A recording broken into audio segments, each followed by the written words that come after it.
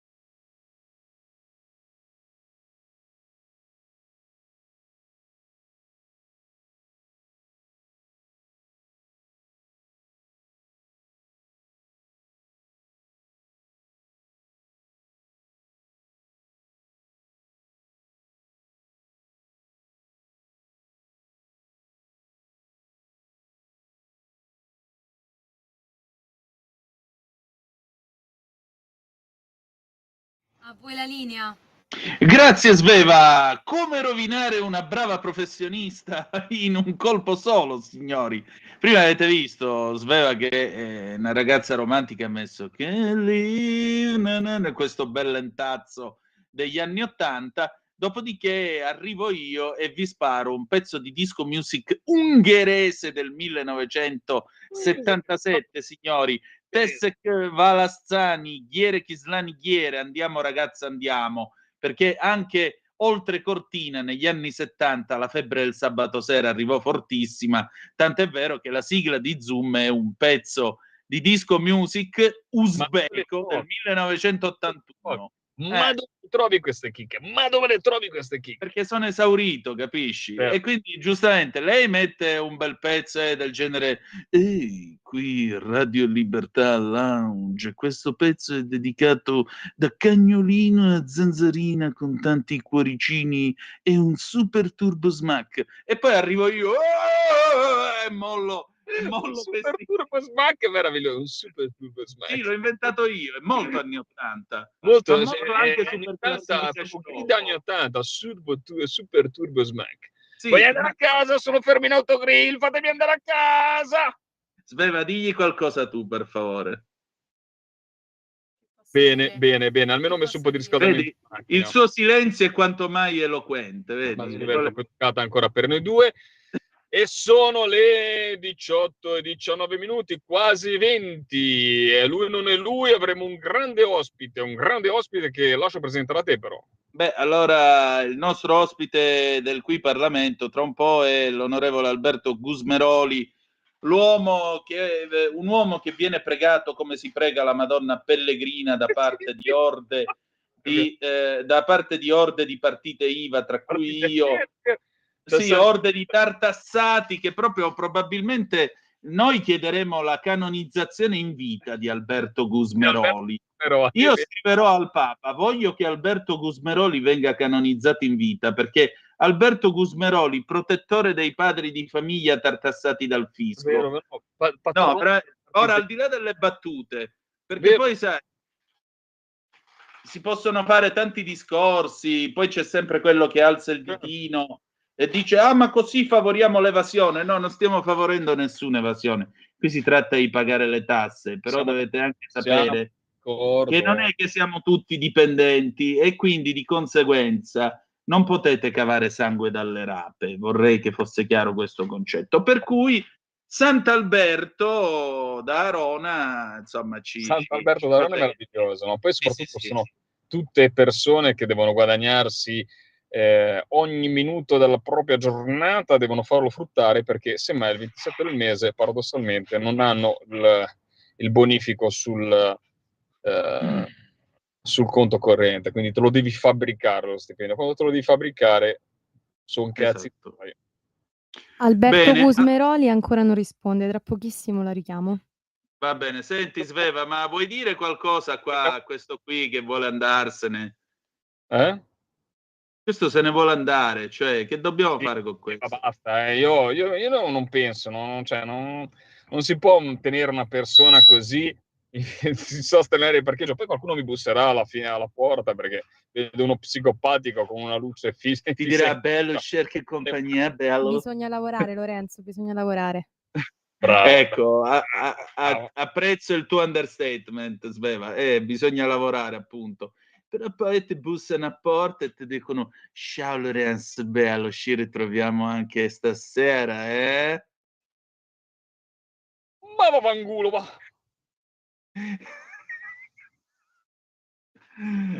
Vabbè, qui stiamo... Era una battuta sessista, omofoba e chi più ne ha più ne metta. Quindi io non rispondo a queste provocazioni. No, non è una battuta omofoba e sessista. Sappiamo tutti che, insomma... Non capire che sesso sei, che nazionalità sei. Autostrada 12, provincia di Salvador de Bahia per Lorenzo. Bene, dopo questo si può chiudere 18-22 minuti. È definitivamente cessato di esistere la trasmissione Chilometro Zoom. Dopo questa esperienza, comunque, il nostro direttore, che sicuramente sarà rimasto in linea, come minimo ci espelle tutte e due. A me mi lascia in autostrada. No, è un bravo uomo dotato di senso dell'umorismo, quindi è troppo intelligente per prendere in considerazione queste nostre uscite all'Alvaro Vitali. Ma un giorno ti racconterò una storia che ti farà riflettere a proposito delle tue frequentazioni negli autogrill. È una storia... Sentila, ma non c'ho frequentazioni con gli autogrill, cosa stai dicendo?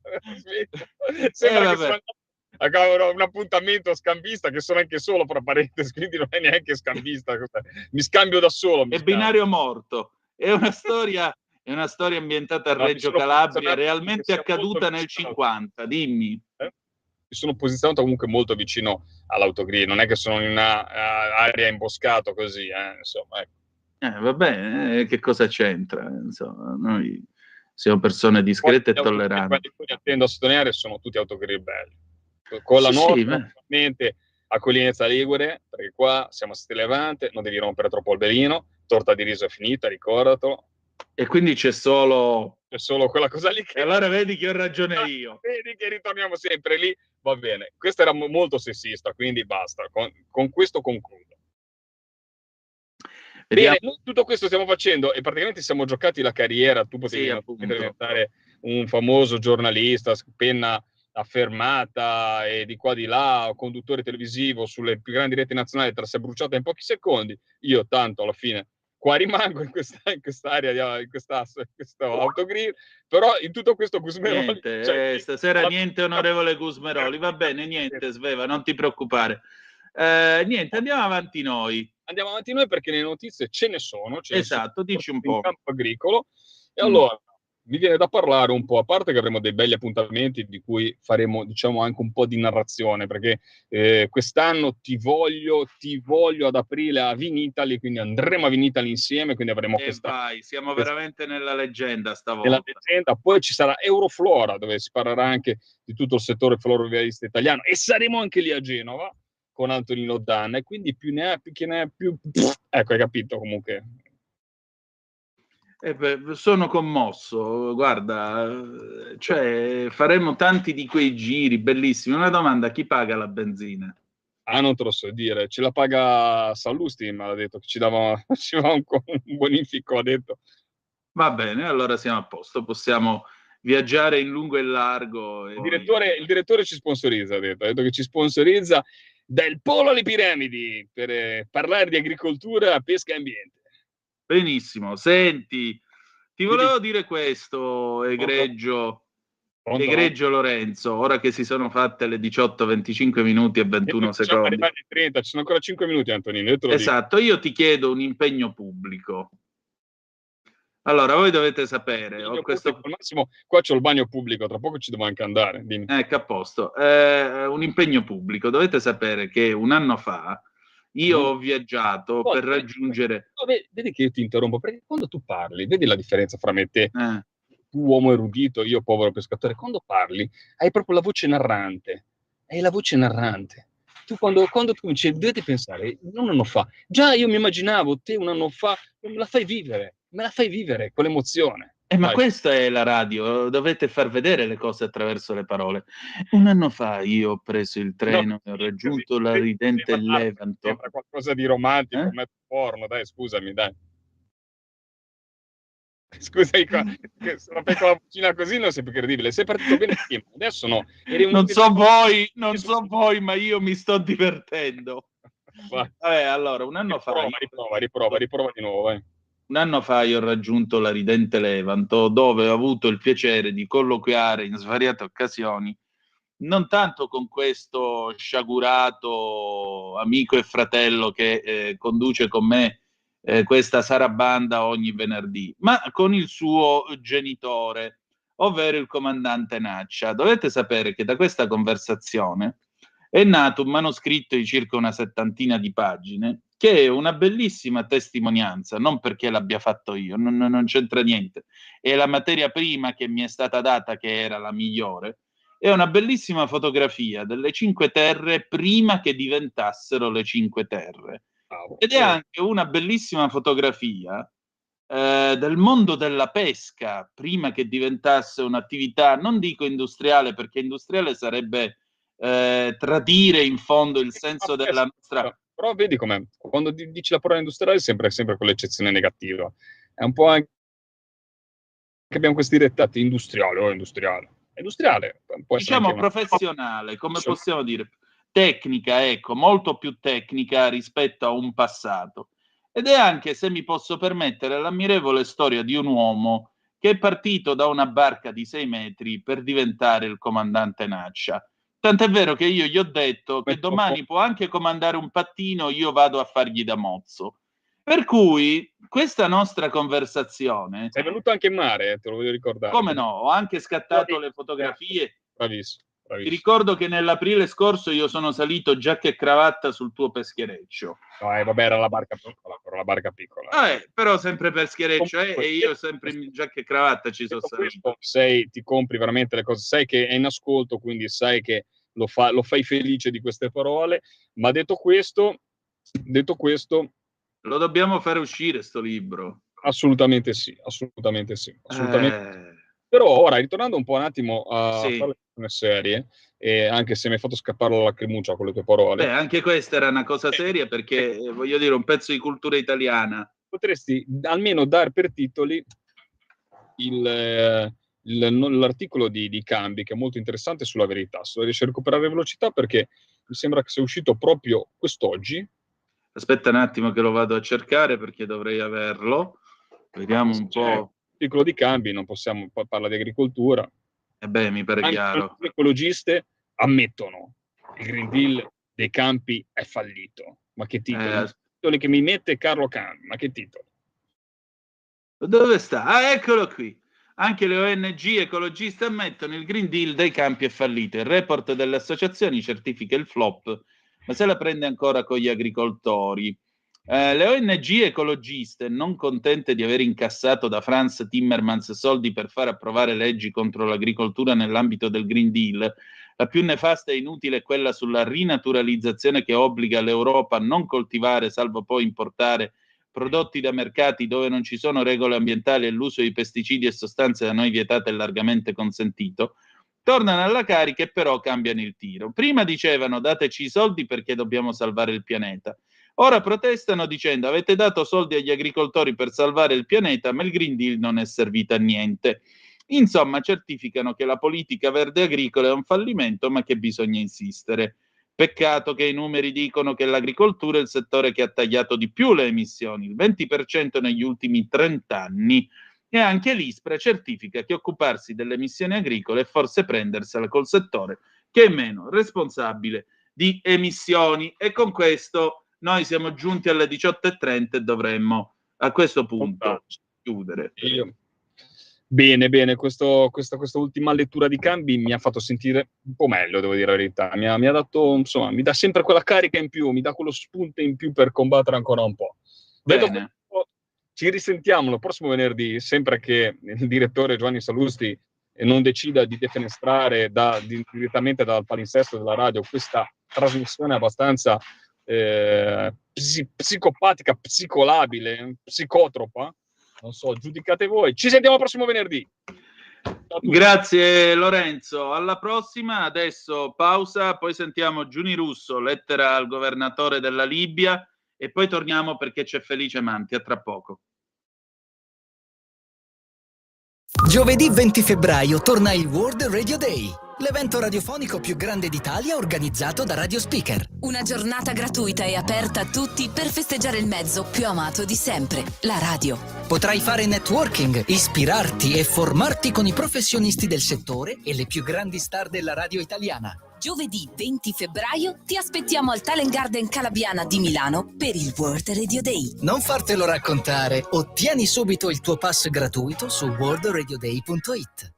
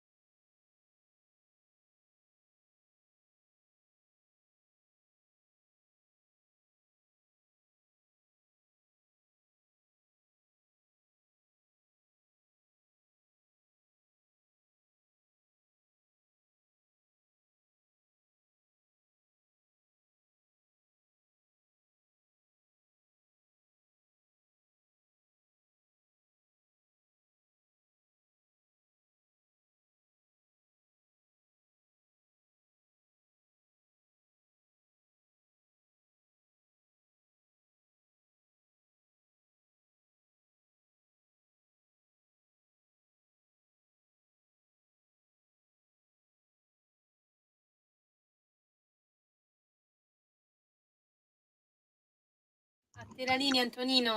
Grazie Sveva. Allora 0292947222, so che c'è una telefonata. Pronto, chi è là?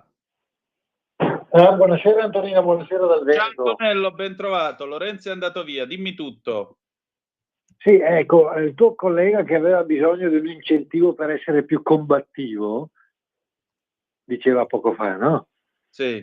Allora glielo diamo adesso, ovvero la Presidenza della Repubblica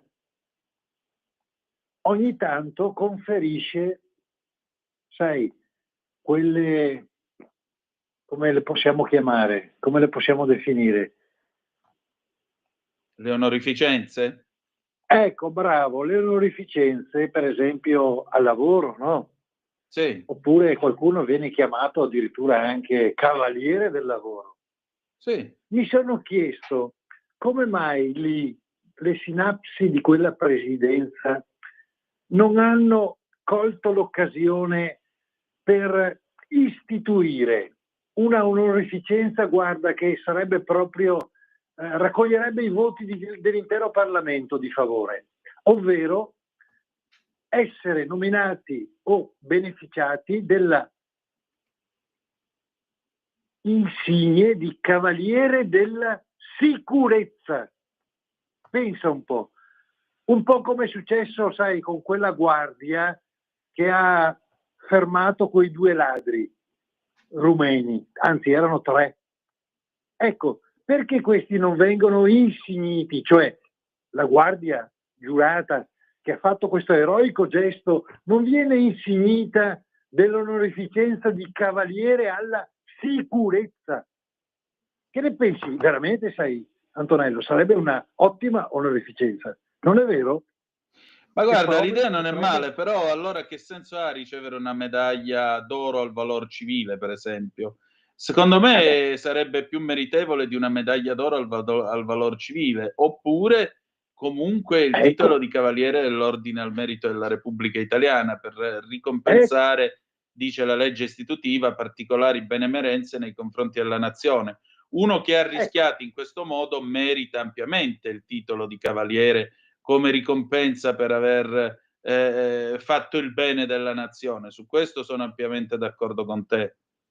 Sì, ma vedi, dare anche la denominazione Cavaliere alla Sicurezza sottolinea nella mente dei cittadini italiani e anche nei componenti delle forze dell'ordine che qualche volta palpitano per affrontare qualche situazione, ecco, diciamo così, che sottolinea in loro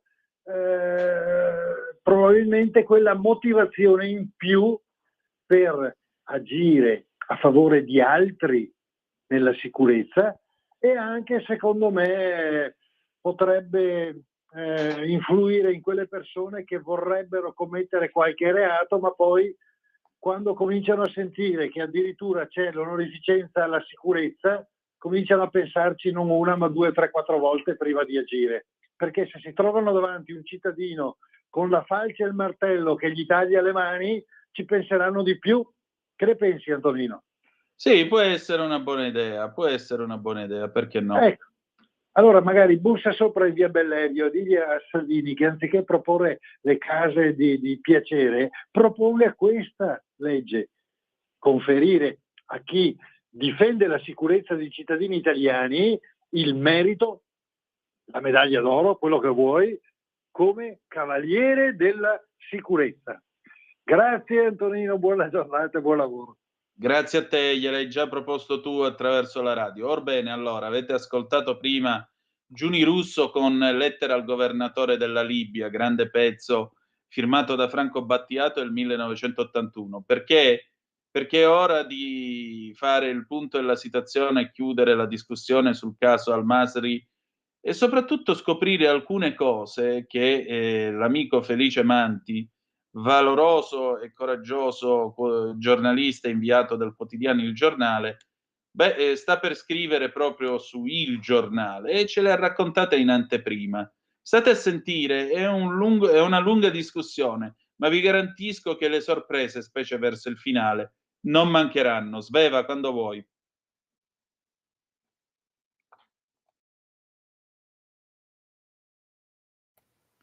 E allora questa sera è tornato a trovarci un collega, un amico, è l'inviato del giornale, de Il Giornale, Felice Manti. Tra l'altro, Felice, tu sei stato preceduto da un pezzo dell'81 di Giuni Russo, Lettera al governatore della Libia. Ecco, il tema appunto è Al-Masri. Noi a chi regge oggi la Libia che cosa dobbiamo dire ancora? Soprattutto questa vicenda è chiusa oppure ne sentiremo ancora parlare? Sì, purtroppo la vicenda della Libia rischia di essere più attuale di quanto non appaia sulle cronache dei giornali, perché dietro la partita della Libia si sta giocando diciamo, un braccio di ferro tra potenze, tra cui ovviamente anche l'Italia, per il controllo di quella parte del Mediterraneo. Ma bisogna fare una piccola premessa. Noi Sì. abbiamo fatto la guerra alla Libia nel 2011 su richiesta di potenze straniere che avevano visto nella destabilizzazione di Gheddafi un'opportunità. Penso per esempio alla Francia, no? Sì, sì. Poi è venuto fuori che, come sappiamo, Macron non era estraneo a delle, diciamo, cointeressenze con Gheddafi e con la Francia, e sappiamo anche che probabilmente, diciamo, nel corso della sua carriera politica una parte dei denari di Gheddafi non possa essere confluita anche nella sua, diciamo, attività politica, ma queste sono ipotesi, suggestioni, no? Certo. Quello che invece dobbiamo dirci è che ovviamente le mire della Francia, della Germania e dell'Inghilterra su quel pezzo di terra non si sono affatto spente, anzi vengono, diciamo, ciclicamente ravvivate. E la vicenda di Al-Masri è la rappresentazione plastica di come, mentre l'Italia, il paese, prova a difendere i suoi interessi nazionali, la classe politica nostrana, l'opposizione, che pure con quella gente lì, con gli Al-Masri, ha firmato degli accordi con il governo Gentiloni, con Marco Minniti, nel 2017, esponenti di primissimo piano del PD, il partito della Schlein, abbiamo una classe politica che, a fronte di una ragione di Stato, preferisce buttarla in caciara, di fatto facendo il gioco delle potenze straniere che vogliono che noi perdiamo la nostra influenza sulla Libia. Ora, questo è un fatto acclarato. E perché è un fatto acclarato? Perché è un fatto acclarato che quando è iniziato questo processo alla Corte Penale Internazionale, io non ho problemi a definire comunque un organismo di tutto rispetto. Poi si può discutere se Al-Masri e Netanyahu possono essere entrambi considerati dei criminali internazionali, ma queste sono valutazioni che lasciamo, diciamo, no? Ai nostri ascoltatori. Noi diciamo, esiste questo organismo che abbiamo creato noi, che abbiamo inventato noi, tra l'altro la legge che regola i rapporti tra l'Italia e la Corte Penale Internazionale, a qualcuno è sfuggito, è una legge nazionale, quindi valgono le regole nazionali, motivo per cui Al-Masri poteva tranquillamente essere detenuti in attesa di una convalida del fermo che sarebbe comunque potuta arrivare anche qualche giorno dopo, e invece si è scelto deliberatamente di farlo andare via, e che l'ha deciso non è certo il governo, ma l'ha deciso la magistratura, che poteva decidere diversamente. L'abbiamo scritto in tante salse e anche altri giuristi si sono convinti di questa vicenda. Quindi, perché il caso Al-Masri è interessante? Perché questo signore, con cui probabilmente l'Italia ha trattato in passato, e che probabilmente ha tra le mani i rubinetti dell'immigrazione clandestina, e che quindi è in grado da solo, se vuole, di, come dire, consentire ai mercanti di uomini di fare affari, è arrivato in Italia, ma diciamo l'Italia era la backdoor del suo viaggio in Europa, un po' come Goethe, no? Sì. Il viaggio in Europa. Questo viaggio in Europa comincia con un volo Tripoli-Roma-Londra. Questo signore scorrazza per tutta l'Europa per 13 giorni, 14 giorni, e solo quando mette piede in Italia, magicamente la Corte Penale Internazionale si rende conto che è il caso di fare un mandato d'arresto. Ok? Ora, ognuno è libero di pensarla come vuole, ma noi sappiamo per certo che la richiesta del procuratore capo generale della Corte Penale Internazionale, Khan, è dell'ottobre del 2024, 4 ottobre. Noi sappiamo che da luglio la Germania ha ricevuto dalla Corte Penale Internazionale un alert per cui tutte le volte che questo signore si trova in Germania doveva avere, diciamo, doveva essere monitorato. È una blue notice, quindi fondamentalmente si dice seguiamolo senza fargli capire che è ricercato, che è attenzionato, però monitoriamo la sua presenza. Ora, di questa blue notice è stata informata solo la Germania nel 2024, decisione della Corte Penale Internazionale, il che mi fa pensare che la Germania ragionevolmente avesse, diciamo, fosse un paese cruciale per il buon al-Masri, e come sappiamo anche la Germania è coacervo di una serie di ondate migratorie che arrivano purtroppo o per fortuna da altre direzioni, ma sempre, diciamo, in mano ai soliti mercanti di uomini che questo governo vorrebbe provare a debellare. E quindi è plausibile pensare che questo signore in Germania avesse degli interessi. Sì. Quando arriva in Italia, questa blue notice viene data anche ad altri paesi, ma non all'Italia. Viene data all'Inghilterra, viene data alla Germania, viene data alla Francia, all'Olanda, alla Svizzera, ma non all'Italia. Quindi di fatto per l'Italia questo soggetto al-Masri era un normale cittadino, neanche attenzionato dalla Corte Penale Internazionale, mentre per gli altri paesi che l'hanno visto transitare, questo era un soggetto che andava monitorato.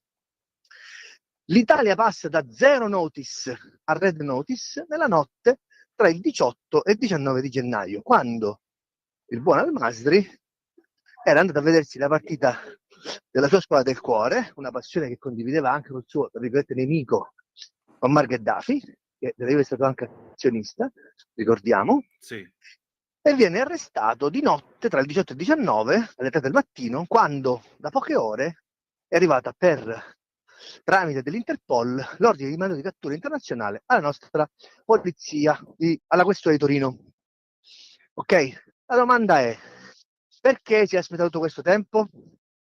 C'è il sospetto legittimo della nostra intelligence che la Germania, la Francia, l'Inghilterra, la Svizzera abbiano, come dire, volutamente, come dire, aspettato che questo signore andasse via dai propri territori, sperando che alla fine questo cerino sarebbe rimasto in mano all'Italia, cosa che è successa. Okay?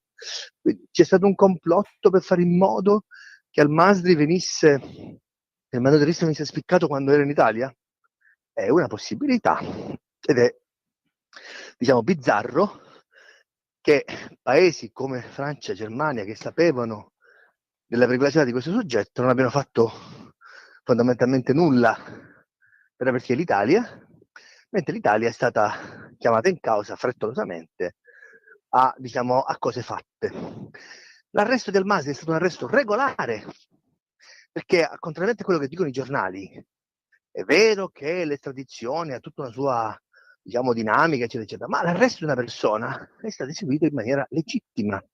Tant'è che il procuratore generale della Repubblica di Roma, nella sua richiesta, non dice che l'arresto è illegittimo, dice che l'arresto è irrituale e che questa famosa legge del 287 del 2013 prevede così analiticamente i passaggi, che in questi passaggi qualcosa si è verificato che, diciamo, ha reso questo arresto appunto irrituale. Quale sarebbe questa cosa?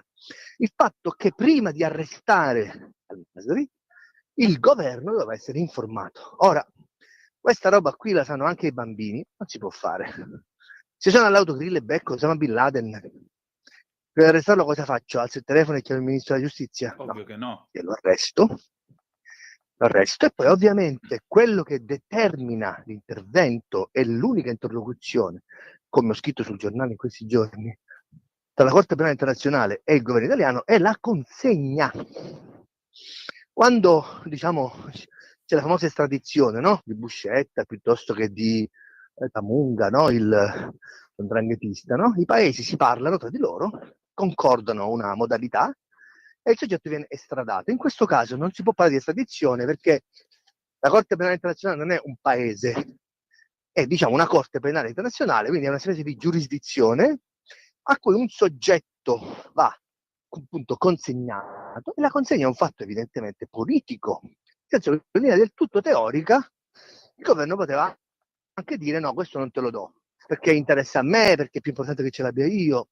Ma questa vicenda riguarda la consegna, non già l'arresto. Quindi su questa ipocrisia, che l'Italia non poteva arrestare questo soggetto, che non è vero, è nata tutta questa, polemica sul fatto che il governo è stato lassista. Ora, la legge analitica, come dice la PG, prevede anche che quando non ci sono cose espressamente previste, all'articolo 3 si applichi il codice di procedura penale. Io non sono un giurista, però una fonte della Corte Penale Internazionale mi ha fatto vedere che in teoria la Corte d'Appello, proprio per non, mettere in libertà un soggetto del genere, avrebbe potuto tranquillamente rinnovare la richiesta di arresto, scarcerarlo e rinnovare la richiesta di arresto, come si fa con quelli a cui scade la custodia cautelare, vista l'alta pericolosità del soggetto, mettendo così in ambush, in allarme, un governo finora, a loro dire, inerte, no? Sì. Debole, fermo. Ci sono dei processi come questi delle consegne di questi criminali che non è che hanno una necessità di essere fatti in 2 giorni, 3 giorni, possono passarne anche 10 di giorni. Poi è chiaro che parliamo della libertà individuale di un soggetto, per carità di Dio, però di fronte alla condanna della Corte Penale Internazionale ci sta che la magistratura, in ossequio a quelle che sono le garanzie della Costituzione, di fronte a delle accuse così gravi, valuti una temporanea limitazione alla libertà individuale di questo soggetto, perché c'è un mandato di cattura internazionale per delle cose nefaste che avrebbe fatto questo signore quando era il direttore del carcere di Mittiga, vale a dire aver violentato e ammazzato anche con le sue manine dei detenuti anche minori, e divenne costretto da parte a fare dei lavori forzati. Ok? Quindi cosa succede? Succede che questo signore esce e il governo legittimamente prende il Falcon di Stato, come ha fatto per altri personaggi, lo imbarca su questo Falcon di Stato e lo rispedisce a casa sua con un ordine di non venire più in Italia per 15 anni. Va bene? Ora, la decisione del governo di cacciare una persona pericolosa è legata a delle ragioni di Stato che ovviamente noi non conosciamo, ma come ho provato a spiegare io in questi giorni sul giornale, c'è stata una coincidenza temporale interessante tra l'arresto di questo soggetto e l'aumento degli sbarchi provenienti dalla Libia. Già. Non solo e non tanto perché questo signore era in grado di dire partite non partite, ma perché nei giorni immediatamente successivi alla prima decade di gennaio, dopo la fine del maltempo, nel porto di Zuara, che è al confine tra la Tripolitania e la Tunisia, ci sono stati dei conflitti a fuoco tra gli organismi governativi che controllano il porto, uno dei porti principali per gli sbarchi, e alcune forze militari che quel porto, in qualche modo volevano controllare per lucrare sul traffico di migranti, che ovviamente da quelle parti è ancora un business molto redditizio. Per cui, stranamente, quando questo signore era nelle levate galere, sono arrivati molti più migranti, parliamo di un aumento del 130% rispetto all'anno precedente, con cifre che erano inusuali, anche visto il fatto che l'anno scorso gli sbarchi sono calati del 60% per la stretta del governo, per gli accordi che ha fatto bilaterali questo governo con la Tunisia e con altri paesi come la Libia, e per altre motivazioni, geopolitiche. Va bene? Sì. Ora, a pensare mai si fa peccato, diceva Andreotti. Già. Però è plausibile pensare che nella volontà di forzare il controllo del porto di Zuara da parte delle forze libiche che hanno un accordo con l'Italia ci potesse essere l'interesse di una potenza straniera che aveva tutto l'interesse a bombardare l'Italia di altri migranti per mettere in difficoltà la Meloni. È un ragionamento logico, no? Plausibile. Tipo la Russia, per esempio, visto che ci ha spostato la Russia la con la Wagner, la Russia nel 2017 con la Wagner, questo è stato documentalmente provato, ha sfruttato alcuni soggetti tedeschi in un caso che si chiama World Bank, che potete trovare anche su Google, in cui questo soggetto utilizzava dei soldi per finanziare la Wagner, che apriva e chiudeva i rubinetti dell'immigrazione clandestina per mettere in difficoltà l'Europa, condizionandone la politica migratoria. Quindi io, Russia, gioco a invadere l'Europa di clandestini per costringere l'Europa a fare delle leggi meno permissive ed eventualmente a far salire al governo delle forze politiche che magari sono più inclini a me, come Orban, come la stessa Meloni, come Salvini. Questo è il ragionamento di Putin. Quindi è già successo in passato che delle forze politiche straniere abbiano giocato con i migranti sulla pelle di questi poveracci per far saltare il banco dell'Italia. Ok? Questa cosa allora forse gli è riuscita, adesso non gli riesce più, proprio perché la capacità di questo governo di fronteggiare questa emergenza ha dimostrato di avere, diciamo, un po' di ragionevolezza. Ora, cosa succede? Succede che qualche giorno dopo questa vicenda di Al-Masri, che ha certamente messo in difficoltà una parte della nostra intelligence, perché ovviamente la presenza di questo soggetto in Italia avrebbe dovuto allertare dei meccanismi e far prevedere un esito della Corte Penale Internazionale, visto che il giudizio su questo signore l'ha sospeso. E questo alert non c'è stato, vuoi per una sottovalutazione del fenomeno, vuoi perché proprio in quei giorni, se ti ricordi, c'è stato un cambio della guardia inaspettato del DIS, dell'agenzia che controlla AISI e AISI, in Europa, perché la Meloni ha deciso di anticipare, diciamo, la fine del suo mandato e di andare a fare il rappresentante diplomatico dell'Unione Europea, no? Aveva fatto un ottimo lavoro, perché anzi, per l'Italia è stato un grande, diciamo, traguardo, no? Però purtroppo, evidentemente, quell'interregno ha creato un po' di blackout in cui delle potenze straniere si potrebbero essere infilate, o intelligence straniere, o comunque forze ostili a questo paese interessate a fare in modo che i rapporti tra Italia e Libia scendano ai minimi termini.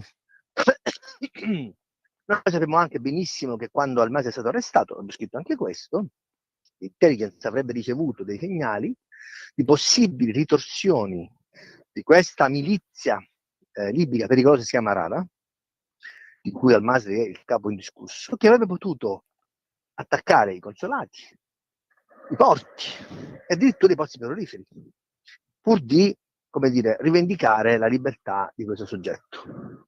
Quindi io non so perché poi il soggetto è stato liberato. Certo, il governo non aveva chiesto al PG e alla Corte d'Appello di farlo, perché ovviamente questo avrebbe delle ricadute incredibili, no? Sotto il profilo della indipendenza della magistratura. E io escludo che la Corte d'Appello, così solerte a scarcerare i migranti che non hanno diritto d'asilo, secondo il protocollo d'Albania, si metta a liberare anche i delinquenti perché glielo chiede il governo. Escludo, così come escludo che il PG abbia ragionato legittimamente su delle pressioni politiche, no? Però sta di fatto che questo pasticcio alla fine ha reso l'Italia un paese, diciamo, un po' più in discussione, l'ha fatto friggere un po'. L'ha fatto friggere perché questa cosa ha inclinato un po' diciamo, la stabilità e anche la reputazione del nostro paese in questo contesto, anche perché in questo momento in Europa si discute del protocollo Albania, in questo paese si discute della soluzione italiana dei porti, degli hotspot extra UE, come possibile soluzione per evitare che appunto dei migranti che non hanno diritto d'asilo, che utilizzano strumentalmente la richiesta di diritto d'asilo, possano invadere i nostri porti, i nostri hotspot e creare del disordine pubblico, l'abbiamo già visto in passato, che possa in qualche modo contribuire a, come dire, avvelenare il clima interno e i rapporti con quel pezzo di Mediterraneo. Veniamo adesso alla vicenda Paragon, no? Sì. Alla fine, diciamo, della vicenda Al-Masri, quindi siamo intorno al 23, 24, 25 gennaio, viene fuori che questo software Paragon che noi abbiamo comprato da Israele, attraverso 2 agenzie di sicurezza nazionale, una forza di polizia e una forza di spionaggio internazionale, no? Questi sono più o meno gli identikit. Questo software Paragon, che costa un sacco di soldi, di origine militare, sarebbe stato usato per violare una novantina di criptofonini, quindi telefonini non come quel mio e il tuo, che sono permeabilissimi ovviamente, ma telefonini in mano di solito a terroristi, narcotrafficanti, criminali, intelligence, no? Di 90 persone in tutta Europa, in particolare di 7 persone con l'utenza italiana. Il 31 gennaio Meta comunica a uno di questi soggetti che il suo telefono è stato violato e che per fortuna l'attacco hacker è stato in qualche modo sventato. Perché? Perché questo soggetto Paragon interferisce con la biblioteca di alcune app fragili, come appunto WhatsApp, Telegram, Instagram e altre WhatsApp e altre app, riesce come se fosse un Trojan a entrare dentro il telefono senza necessariamente che ci sia un file da aprire, un SMS da accettare o una mail da leggere, ok? Quindi siamo di 0 click, questi software, questi spyware, avrebbe infettato i telefoni di questi 7 italiani, tra cui il direttore del giornale online Fanpage, Francesco Cancellato. Tutti quanti a ricordare che il signor Cancellato, il direttore, è stato l'autore di una serie di scoop contro la Meloni. Quindi, come dire, io governo di centrodestra, mando il Trojan militare a intercettare un giornalista scomodo, utilizzando un software in mano al controspionaggio. Sarebbe, diciamo, quasi da paese sudamericano.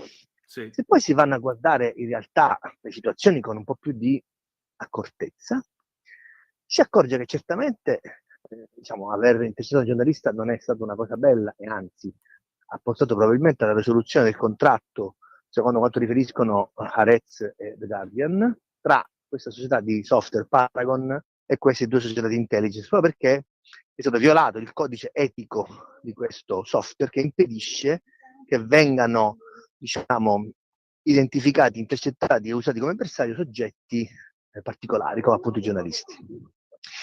Il problema è che però se uno va a guardare bene come si scopre che insomma tra questi soggetti ci sono dei soggetti molto interessanti. Intanto c'è ovviamente Luca Casarini, che come sappiamo è il capo dell'ONG Mediterranea, che è in prima linea nella sua legittima forma di contrasto all'immigrazione clandestina. Questo soggetto, come Casarini, è pluripregiudicato e è attualmente sotto processo per favoreggiamento aggravato dell'immigrazione clandestina perché avrebbe contrattato con una nave danese, la Maersk, un compenso economico per salvare dei migranti. Un nuovo modo per sostenere la tua radio. Visita radiolibertà.net. Ti basta un click e potrai versare il tuo contributo volontario direttamente online. Potrai donare con ogni tipo di carta di credito, anche prepagata. Ti aspettiamo online su radiolibertà.net. Sostieni la tua radio con il tuo contributo volontario. Radio Libertà. La tua radio. Diamo voce alla nostra gente. Quindi avrebbe salvato delle persone non per un atto di generosità e di liberalità, ma per un accordo con la Maersk. E qui, se posso, faccio una piccola parentesi. Perché le ONG sono in mare aperto a salvare, tra virgolette, delle vite? Perché questo compito toccherebbe a tutte le navi che sono in navigazione nel Mediterraneo. Ora, se io sono una portacontainer che ha dei contratti con la Tunisia, piuttosto che con l'Italia, con la Francia, con il porto di Rotterdam o di Marsiglia, no? E devo consegnare questi container e becco una nave, e becco una barca in mezzo al mare, sono obbligato a fermarmi e questa roba ha un danno economico che si riverbera sulla consegna di questi container incredibile. Allora, come ho già scritto, è possibile pensare che alcuni di questi grandi armatori finanzino queste navi ONG perché facciano il lavoro, tra virgolette, pulito o sporco che dir si voglia, di salvare questi soggetti invece delle grandi navi container, delle petrolifere, delle chiazze, eccetera, eccetera. Quindi in buona sostanza si paga qualcuno per fare il lavoro che se no dovresti fare tu. E evidentemente pagare 100.000 euro al giorno, faccio un esempio stupido, a Casarini vuol dire risparmiare rispetto a dover spendere 1, 2, 3, 4, 5, 10 milioni di euro per la mancata consegna di un container. Certo. Ok? Quindi sempre sgombrando il campo da tutte le ipocrisie, queste ONG che si muovono per salvare questi migranti, alla fine lo fanno anche per un interesse economico. E questa vicenda del favoreggiamento aggravato di cui è imputato a Ragusa il Casarini, che noi speriamo ovviamente che venga proclamato innocente, perché noi siamo per la nuova presunzione di innocenza, questo signore avrebbe appunto liberato, avrebbe salvato alcuni soggetti, facendosi pagare da chi avrebbe dovuto farlo al posto loro, cioè la Maersk, e quindi si avrebbe preso questi migranti in barca, no? A bordo. Ora, non sappiamo quanti di questi migranti avessero effettivamente diritto all'asilo, perché ovviamente questo è un altro discorso che nessuno fa, perché giustamente non si possono fare ragionamenti in mare: se tu hai diritto vieni, se non hai diritto muori. Questa cosa ovviamente non si può fare ed è sbagliatissima. Però diciamo che in questa ipocrisia dei salvataggi in mare, di gente anche che non ha legittimamente diritto di essere ospitata in Italia e di essere trattata come un richiedente asilo perché è un rifugiato politico o perché scappa da un paese in guerra, banalmente perché è un migrante economico, diciamo che il signor Casarini è in mezzo a questa vicenda qua. Ora, una delle cose che era venuta fuori in questa e in altre inchieste era che soggetti come Casarini e altri ONG che salvavano i migranti nel Mediterraneo avessero una sorta di, tra virgolette, accordo tacito, scritto, velato con gli scafisti, cioè come se si dessero appuntamento, perché io so che tu mi salvi perché è la tua mission salvarmi, no? Sì. Io so che tu parti da quell'isola o da quel porto di Zuara col tuo carico di uomini, vediamoci qui, nessuno ci fa male, tu ti fai i tuoi soldini, io mi faccio i miei soldini, questi toccano terra, sono vivi e siamo tutti felici e contenti. Okay? Sì. Io voglio pensare che l'intelligence non abbia scelto Casarini solo per il suo impegno, tra virgolette, umanitario. È giusto, legittimo e anche lodato da Sua Santità Papa Francesco. Ma perché evidentemente nei suoi contatti con questi criptofonini, che io non ho, non credo che abbia manco tu, potrebbe aver avuto dei contatti con dei soggetti che, come dire, attentano con i loro traffici di migranti all'integrità del nostro paese e che quindi banalmente questo spionaggio nei confronti di Casarini, ben utilizzato con software militari, abbia nella sicurezza nazionale la sua motivazione principale. E come sappiamo, ragazzi, questo è il gioco. I servizi segreti fanno il loro gioco e proteggono la sicurezza nazionale. E questa è una partita che si gioca con armi che noi non possiamo conoscere e di cui probabilmente è meglio non conoscere l'esistenza. Quando queste cose vengono fuori facciamo gli indignati, ma sappiamo benissimo che è così, no? Ora, tra gli altri bersagli di questo software Paragon c'è un libico che oggi è stato intervistato dal Fatto Quotidiano. Questo attivista, sedicente attivista libico, dice sì, io sono uno che ovviamente sono contro la Meloni perché non è giusto che si facciano questi blocchi, questi accordi, no? In Libia, con le prigioni tremende, bla bla bla bla. Va bene. Peccato che questa persona sia la stessa che, come ho scritto il giornale un paio di giorni fa, in un canale Telegram in cui mi sono iscritto anche io stamattina, avesse messo alcuni documenti sensibilissimi di origine intelligence, quindi verbali di accordi Italia-Libia risalenti anche al 2017, quelli firmati alla sinistra che oggi alza le barricate. Sì. Ma soprattutto che questo soggetto abbia messo su Telegram, su questa chat di Telegram, dei documenti e dei passaporti di personale della nostra intelligence. Ora, pubblicare, anche se non su Facebook, su una chat aperta a n.000 persone, tra cui il sottoscritto che non ha evidentemente nessun interesse, no? Né politico né economico, ad avere in mano la carta d'identità o il passaporto di un nostro funzionario dei servizi segreti. Però rendere pubblici questi dati vuol dire di fatto attentare alla sicurezza di questi soggetti che giocano una partita difficilissima. Ovvio. Giocano con, no?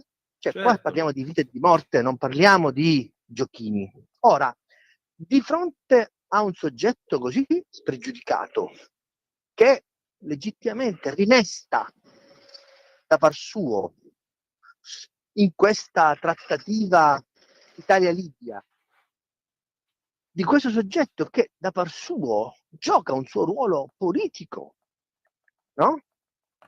Di cui un soggetto che si fa carico di, come dire, motivare il suo disprezzo nei confronti della politica italiana, mettendo a repentaglio la sicurezza di alcuni nostri agenti segreti. Io credo che ovviamente sia un motivo più che valido perché questo soggetto possa essere stato attenzionato dai servizi segreti. Direi.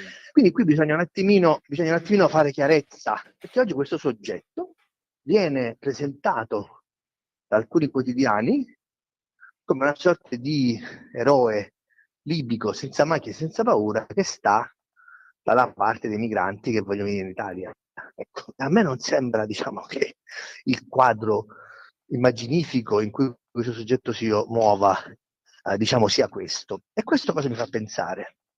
Mi fa pensare che alcuni giornali, alcuni giornalisti, legittimamente si siano messi a dichiarare guerra al governo Meloni perché giustamente e legittimamente considerano gli accordi con la Libia, le mancate partenze, gli accordi con soggetti come Al-Masri fatti anche da altri governi, senza che nessuno abbia mai fiatato, delle cose da contrastare. Ed è giusto che sia così.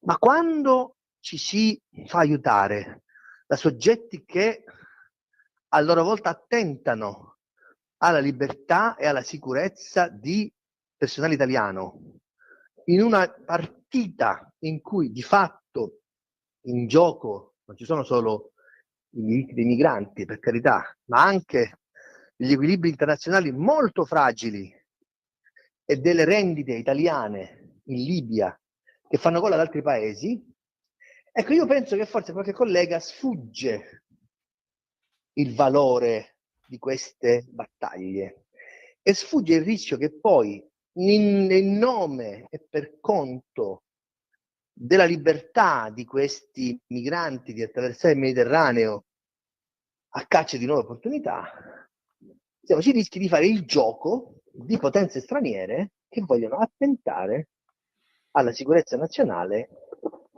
e alla, l'ordine pubblico del paese. Io credo che questa prospettiva dovrebbe un attimino spaventare i colleghi che si stanno legittimamente occupando di questa vicenda nei modi e nei toni che noi sappiamo.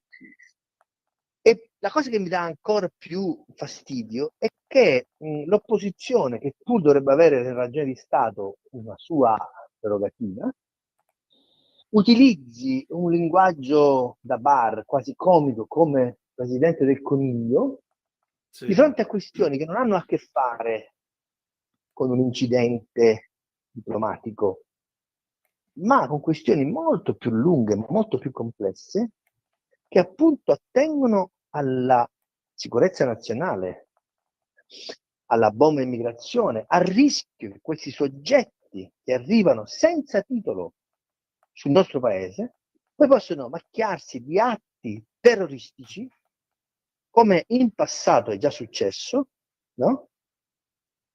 Approfittando, per carità, legittimamente, del buonismo e del permissivismo che si sta utilizzando come leva per giustificare la libera necessità di migrare dal proprio paese in difficoltà e venire in Europa a caccia di possibilità. Quindi qui siamo di fronte ad una discriminante molto complessa. Dove finisce il diritto del migrante a accettare una sua libertà e una sua vita, e dove inizia il rischio che quella sua mobilità nasconda un problema di ordine pubblico per me Stato.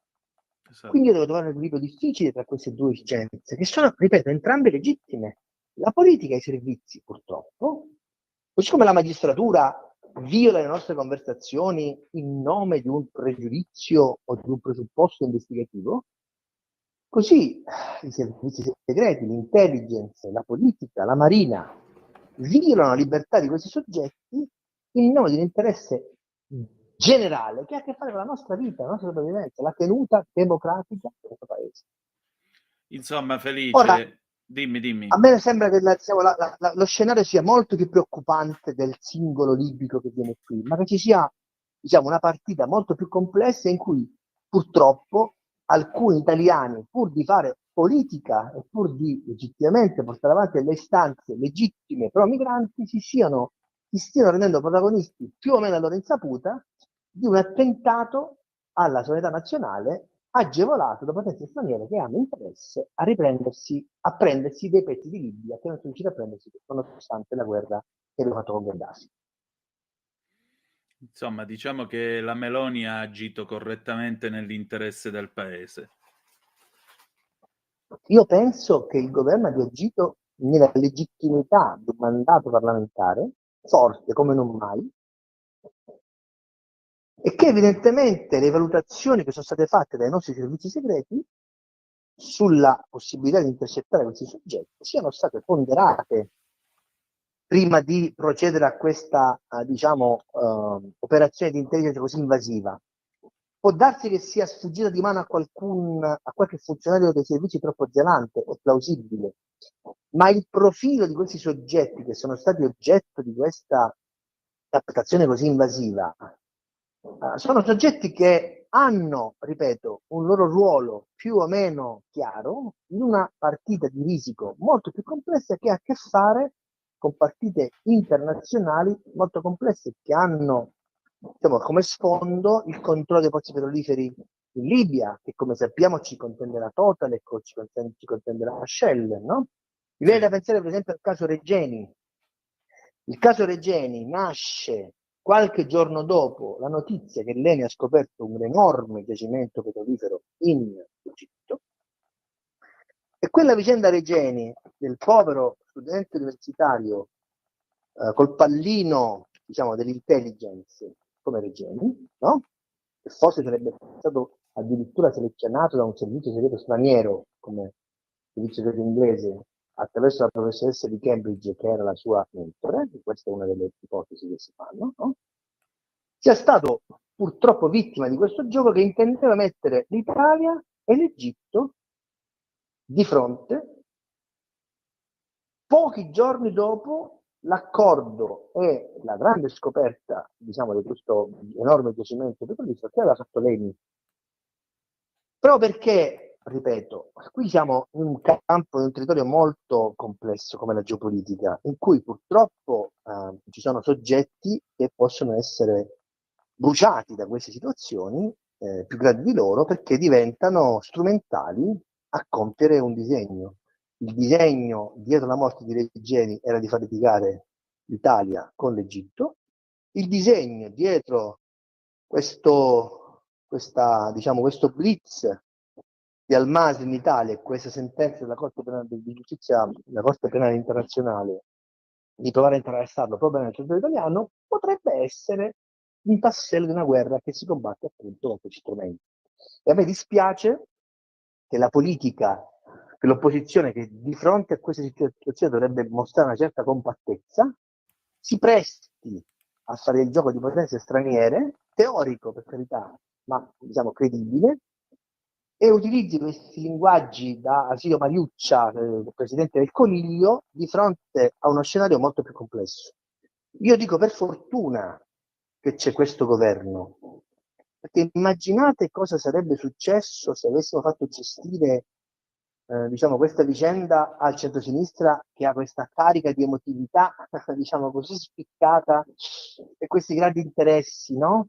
Verso il fenomeno migratorio, perché poi, e chiudo Antonino, a pensare male si fa peccato, no? Diceva Andrea.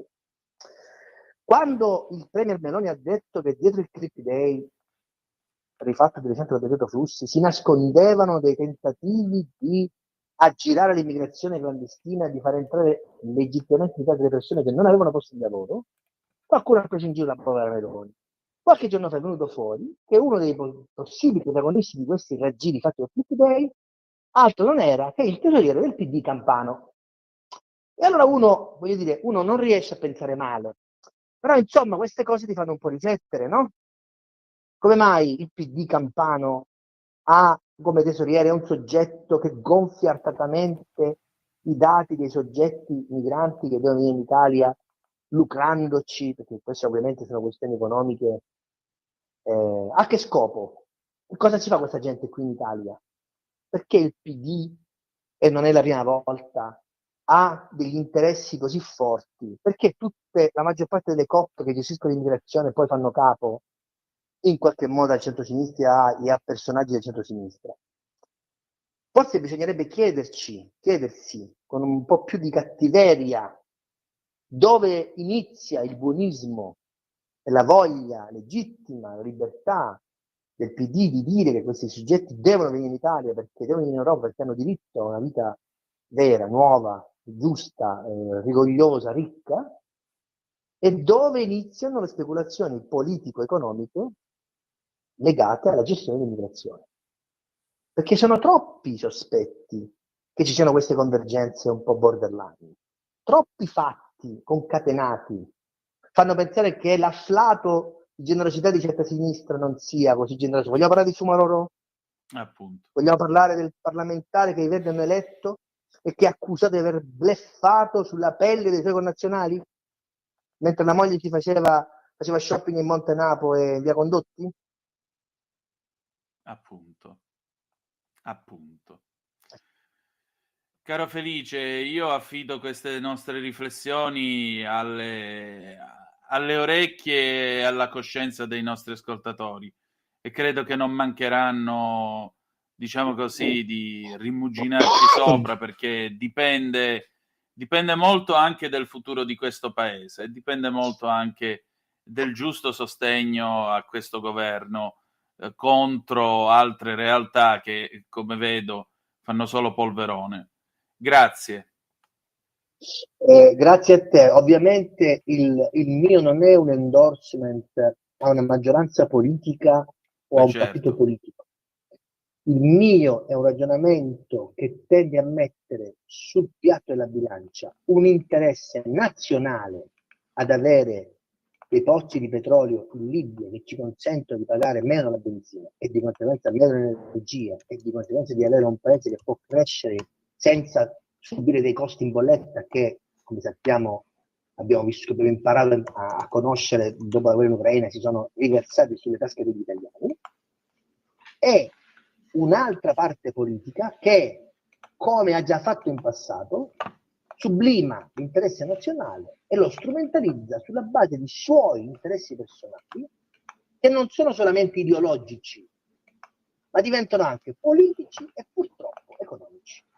E a me il sospetto che la sinistra faccia tutta questa propaganda pro migranti solo perché è generosa e buona, a me mi convince. E non aggiungiamo altro. Grazie. Grazie a te e ai tuoi ascoltatori per la pazienza.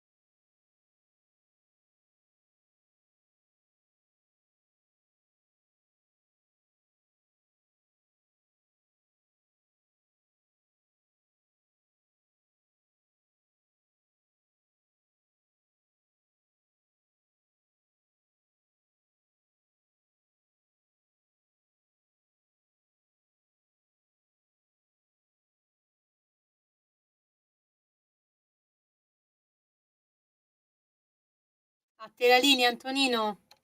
Grazie Sveva, è l'estate del 1988, io ho 8 anni, ho messo 100 lire nel jukebox, ho selezionato tra l'altro questa canzone Giù al bar da Melo, Non svegliatemi, ora mi mangio un twister, 800 lire e poi si vede che cosa si fa stasera, magari si guarda Giochi senza frontiere. Vabbè, niente, mi sono risvegliato, è venerdì 7 di febbraio anche per me alle 19:28 sulle magiche onde di Radio Libertà. Avete ascoltato questo gran pezzo di Gianna Nannini, Hey Bionda, 1988. Non riusciamo a entrare in contatto con Ale Musella, ci dispiace, però noi andiamo avanti con la trasmissione perché abbiamo un po' di notizie, signore e signori, e qui la situazione si sta facendo un po' complicata.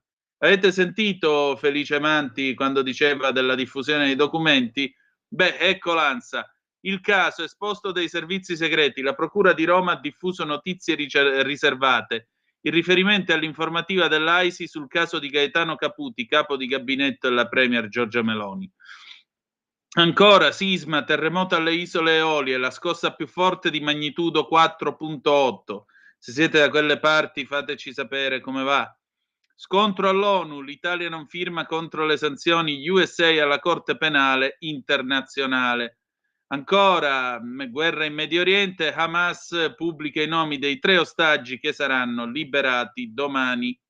Adesso diamo un'occhiata anche fisco, Salvini, nuova rottamazione per 10 milioni di italiani, Giorgetti è d'accordo. Adesso apriamo la notizia e vi diciamo che cosa ha detto il vicepresidente del Consiglio, nonché segretario della Lega, nonché ministro dei trasporti, Matteo Salvini. Vediamo un po' se riesco io ad aprire questa benedetta pagina, perché è venerdì sera anche per questo computer, signori. Non sembra, ma lo fa. Lo fanno. Allora, qua siamo a posto, sì, va bene, questo è a posto. Vediamo se ce la facciamo, no? La cerchiamo in un altro modo. Nel frattempo, aspettate un attimo che dovremmo farcela. Ah, signori, che volete? Questo è il bello della vita. Questo è il bello della vita. Nuova rottamazione per 10 milioni di italiani. Giorgetti si dice d'accordo e dovremmo farcela a darvi questa benedetta notizia. Forse. Vediamo un attimo. No, nemmeno sul telefonino riesco ad averla. Va bene. Che dovevo fare? Niente. Va bene. Insomma, si dice per dire che va bene. Dai, forse ce la fa. Sì, ecco qua. Allora, il vice premier in conferenza stampa, conto che su questo l'intera maggioranza faccia quadrato e i tempi siano spediti. Per la Lega il concordato è da rivedere, ha dato risultati scarsi, meglio flat tax incrementale. Oggi presentiamo una risposta risolutiva che può interessare almeno 10 milioni di italiani. Ho interloquito ieri con Giorgetti su questo tema e la vediamo alla stessa maniera, c'è sintonia. Così il leader della Lega, Matteo Salvini, in conferenza per presentare una nuova proposta di rottamazione delle cartelle. A chi gli chiede se ci sia già un accordo nella maggioranza, visto che il vice ministro Maurizio Leo ha puntato invece sul concordato, Salvini risponde che Leo ha approvato lo strumento del concordato, i risultati sono nei numeri, è stato uno strumento utile ma non risolutivo. Alla rottamazione potrebbe esserci invece un'adesione del 99%, conto che anche l'intera maggioranza sia d'accordo, conto che su questo l'intera maggioranza faccia quadrato, i tempi siano spediti, ha aggiunto Salvini, presentando la proposta di legge sulla rottamazione delle cartelle, depositata a fine 2024 alla Camera e nei giorni scorsi anche al Senato. Good news, ladies and gentlemen. Adesso pausa e poi Enzo Carella con Barbara, 1979, tra poco.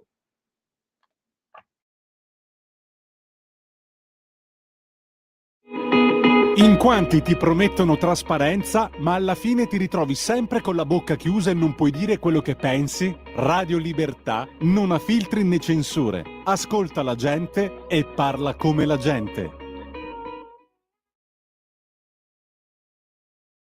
Un nuovo modo per sostenere la tua radio. Visita radiolibertà.net. Ti basta un click e potrai versare il tuo contributo volontario direttamente online. Potrai donare con ogni tipo di carta di credito, anche prepagata. Ti aspettiamo online su radiolibertà.net. Sostieni la tua radio con il tuo contributo volontario. Radio Libertà. La tua radio. Diamo voce alla nostra gente. La tua radio è ascoltabile anche con la televisione in digitale. Sul telecomando della televisione digitale o del tuo ricevitore digitale puoi scegliere se vedere la TV o ascoltare la radio. Risintonizza i canali radio e troverai anche Radio Libertà, canale 252.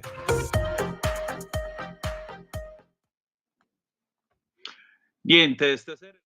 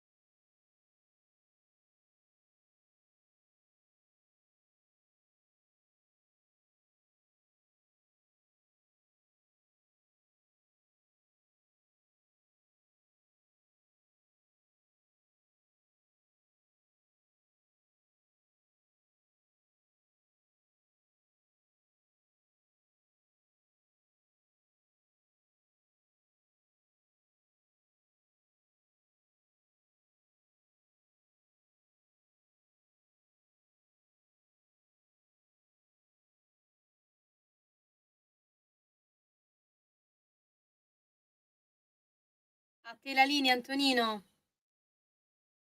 Grazie Sveva, già, meraviglioso come sempre Enzo Carella, Barbara, grandissima canzone portata in gara a Sanremo nel 1979, le 19:36 minuti e 22 secondi sulle magiche onde di Radio Libertà. Antonino Danna al microfono con voi, ci avviamo alla fine, vi diamo appunto questa notizia sull'esposto dei servizi segreti.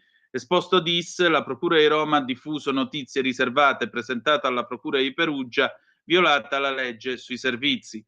La pubblicazione di informative di intelligence sul quotidiano Il Domani sono oggetto di un esposto che in queste ore viene presentato dal DIS alla Procura di Perugia. Secondo quanto apprende l'ANSA da fonti informate, verrebbe segnalata l'ipotesi di violazione dell'articolo 42,8 della legge 124 del 2007, in quanto la Procura di Roma, in qualità di destinataria delle informative riservate, avrebbe dovuto adottare le necessarie cautele per evitare l'indebita diffusione. Il riferimento è all'informativa dell'AISI sul caso di Gaetano Caputi, capo di gabinetto della Premier Giorgia Meloni. Caputi ha presentato nei mesi scorsi una denuncia alla Procura di Roma dopo la pubblicazione di alcuni articoli sul suo conto usciti sul Domani. L'indagine aperta ha appurato che per acquisire informazioni sul capo di gabinetto, tra le altre cose, erano stati fatti 3 accessi da parte di agenti dell'AISI alla banca dati Punto Fisco. L'Ovoi ha quindi scritto al DIS per chiedere la ragione degli accessi. La risposta è arrivata sotto forma di un documento con la qualifica riservato firmato dal direttore dell'AISI, Bruno Valensise, che riferisce le circostanze che hanno determinato la ricerca di informazioni su Caputi. Quel documento è stato quindi accluso dal procuratore nell'incartamento consegnato ai legali dei giornalisti del Domani indagati. L'informativa è stata così pubblicata sul quotidiano, violando, secondo il DIS, un articolo della legge di riforma dei servizi dove prevede che qualora l'autorità giudiziaria ordini l'esibizione di documenti classificati per i quali non sia opposto il segreto di Stato, gli atti sono consegnati all'autorità giudiziaria richiedente che ne cura la conservazione con modalità che ne tutelino la riservatezza, garantendo il diritto delle parti nel procedimento a prenderne visione senza estrarne copia. Prendere visione senza estrarne copia, mentre il documento integrale è stato pubblicato sul quotidiano che quindi aveva la copia. Ora il DIS si è rivolto alla Procura di Perugia, competente per le indagini sui magistrati della capitale, affinché accerti se sia stata violata la legge. Con questo noi chiudiamo quest'altra settimana con Zoom, domani alle 9.35 il garage dell'Alfista. Se avete voglia di seguirci sull'Alfa Romeo, altrimenti ci troviamo lunedì alle 18.05 trattabili sulle magiche onde di Radio Libertà. Vi preannuncio che ci sarà Anna Cisint su quanto accaduto a Monfalcone col niqab a scuola. Noi chiudiamo qua, adesso qui Parlamento con l'onorevole Andrea De Bertoldi, poi la sigla finale, ci salutiamo con i Twin Love, cioè Totò Savio, immenso Totò Savio e la sua signora, Dentro di me, 1984. Grazie per essere stati con noi e ricordate che the best is yet to come, il meglio deve ancora venire. Vi ha parlato Antonino Danna, buonasera. Qui Parlamento.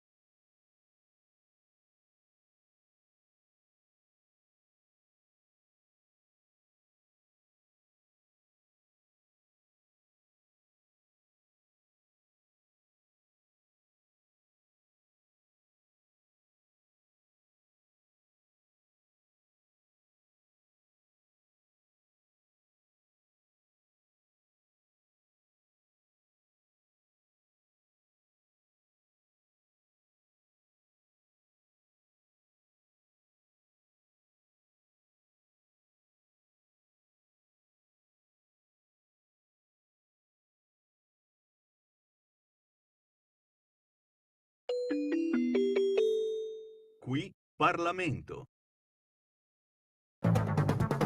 Avete ascoltato Zoom, il drive time in mezzo ai fatti.